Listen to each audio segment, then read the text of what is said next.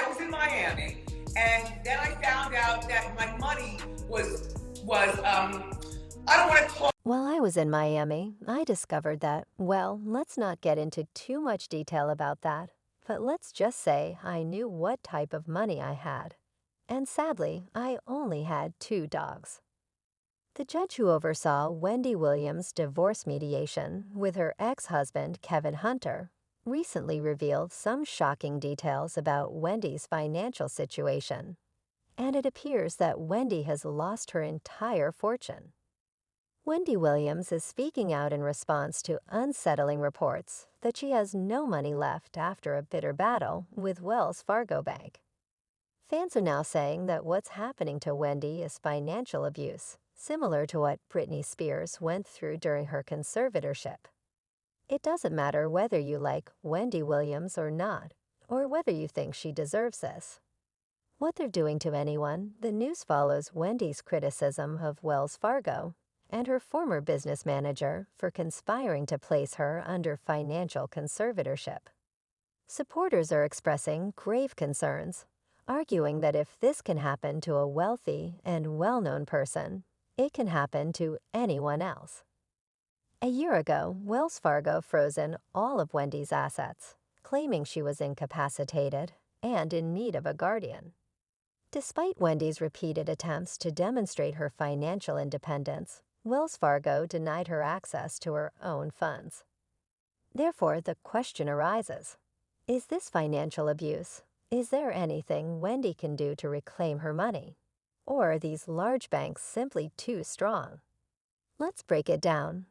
Wells Fargo sued to obtain financial conservatorship over her, calling her insane.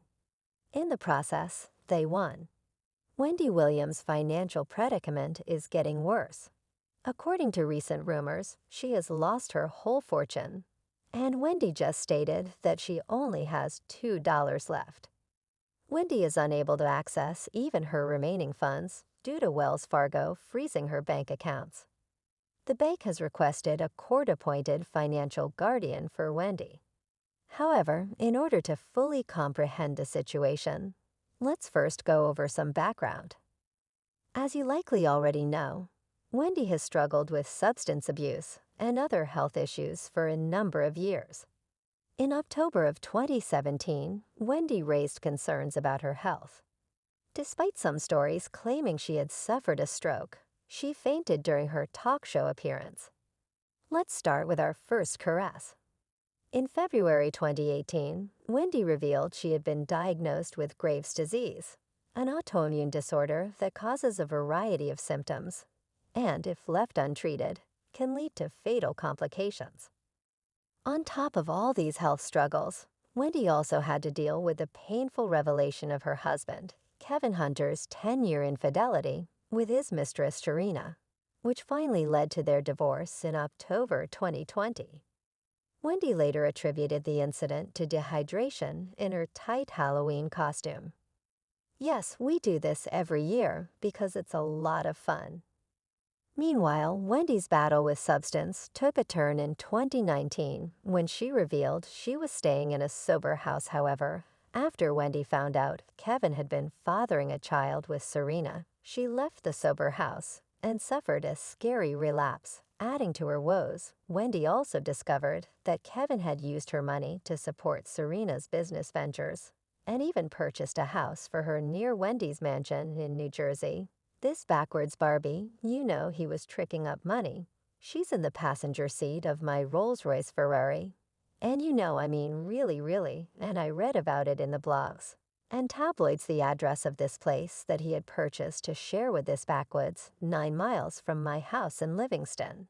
And get this, after Wendy checked herself into rehab again, Kevin had the audacity to go on Instagram, live and defend his mistress Serena.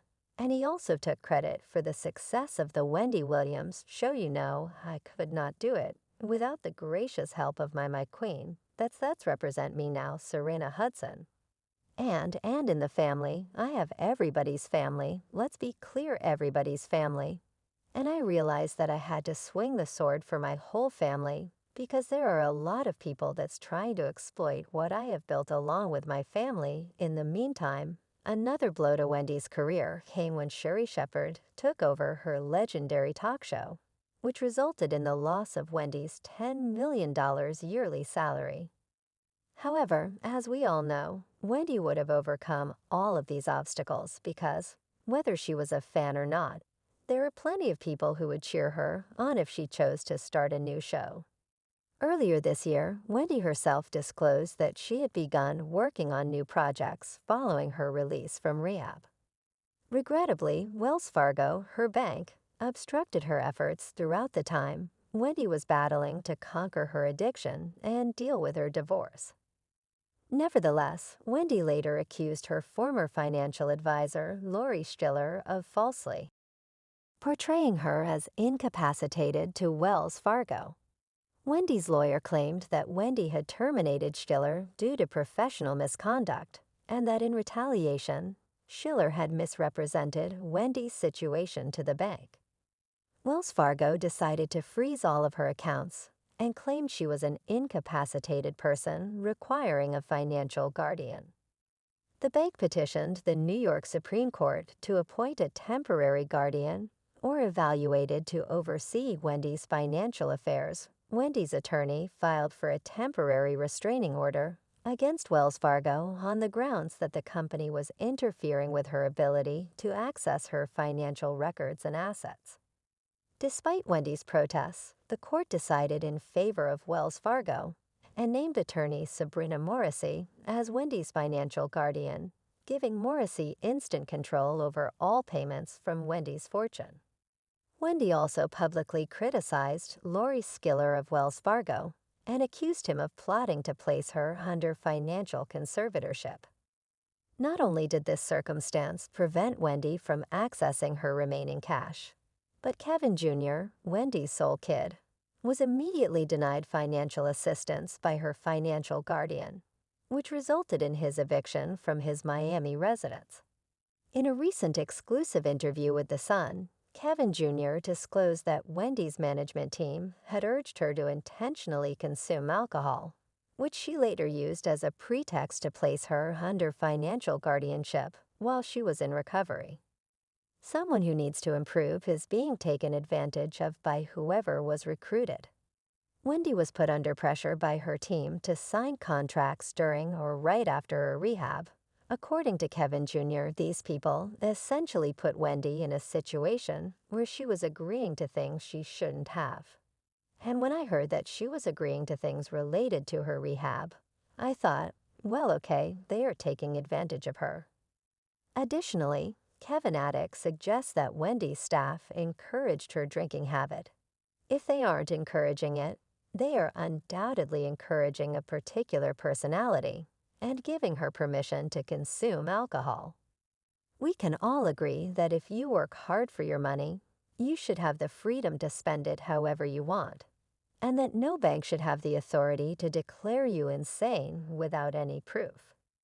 Kevin reiterated that while not everyone enjoyed Wendy's show, and that she wasn't always the most gracious to others. What's also disturbing is that this seems to be a pattern in Hollywood, and it looks like these big banks and Hollywood handlers often conspired to